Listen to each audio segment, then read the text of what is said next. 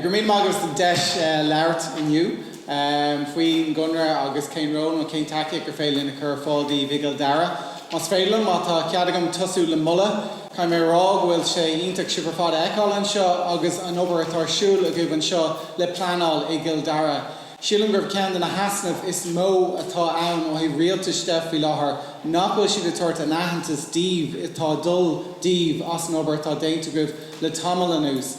Is ionteach le feiceáil beag bán an taciaigh stát don planáil teanga, tá sibh dul ráid leis an planáil teanga agus is má sibh sin na dhéanamh. Ó híban chunar de, it's called the Enimid, the Gwini, beidir nach bhfuil umlán ar an ólas.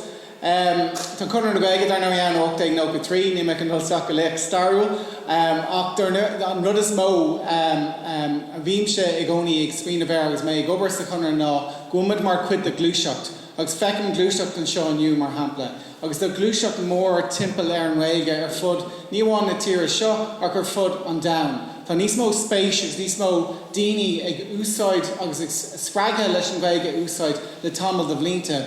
Dar nóí tá fáimna agus do Jackirtús dúláns na Gaeltachtaí ach lasmuid an Gaeltachtaí sílam ar nós eicimid an seo gil Dara bhfuil bura ag teacht ar na daoine agus na bailí atá muid a chur na teanga cincín.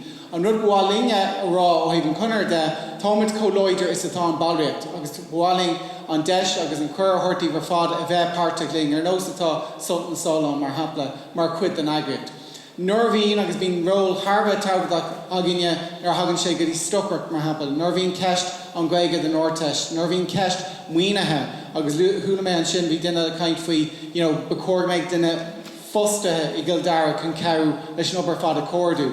Tá muide i ggéirí go mbeidh muoinú ceart chur fáil. Ní bháin ó fostaíocht le ó thaobh leor anna de, tus go si bhí leor anna gaige chur bon. Tus go golóirí eile gur cóir go méid agad poiblí chur fáil chuige sin. Agus sin crean an rudí dhéanaan na conra as bhím de géirí chuir an cín lehar garach. Le déanaí bhí ó tábhacán ann, bhí mar chur éileh faoi le an cín leis na palatóirí agus bhí mar ansásta raibh Kildare páirteach san obair sin bhí fórm gníomhan seo agus bhí na palatóirí an gantar seo anna bháúil mar ealar sin freisin.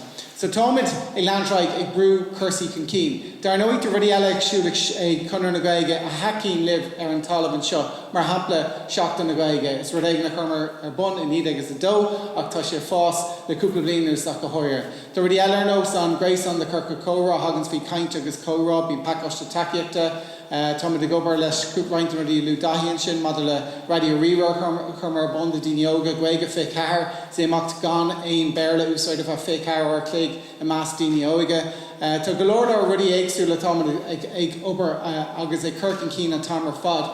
Ach tá siad a fad tagann siad arás go dtí an bunrod agus an bunrod lume ag an tús. Gur glúiseacht í seo, go mbeid a géirí an céad lún eile spreag a gcónaí, go mbeid a géirí daoine a chur amach ag úsáid na gaige níos mó. Agus más féilinge mar agriacht agus rís mar dhéimse lehór ionachar agus be ranam an chur hortaí rís a bheith páirteachling, táid cólóidir satá an agriacht agus bíimiid ag feimú ar na multaí a teacht an agriacht. So gacail a rudí dhéanamid sa chunra, gach rud a chumid chun cín leis rialtas nó rudí nua de bhíneoga, tá sé ag teacht an agriacht freisin. So bhfuil mar rís chur hortaí bheith páirteach, táid sásta aon taciaigh gur féilinn chur fáil den obair tá siúla an seo Gil Dara, mullen sibh mar dhéirmse, tá sibh ag obair i ggóhex nuair nach bhfuil an taciaigh ifigúla goibh ach is cinnte go dtí sin go luath ach tá muide gurí cinnte nar hagann sé go mbeidh muoinú agus eile teachtaí fiorda sin freisin. So gnáirí go gáileh leis an obair fád siúla goibh.